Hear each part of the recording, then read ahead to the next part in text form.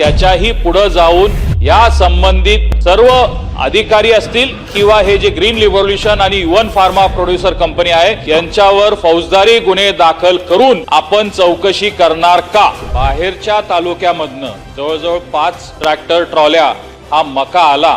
त्या एका ट्रॅक्टरमध्ये थोडक्यात म्हणजे लपवल्यासारखीच होती. हा मका हा शेतकऱ्यांचा नसून मका खरेदीदार जे व्यापारी असतात किंवा यांचा आहे. त्यांना आपण बारदाना दिली, त्यांना सगळ्या गोष्टी दिल्यानंतर ह्या तक्रारी यायलाच नको आहे. आणि हा काय माझ्या मतदारसंघापुरतीचा विषय नाहीये, हा पूर्ण राज्यामध्ये हा विषय आहे.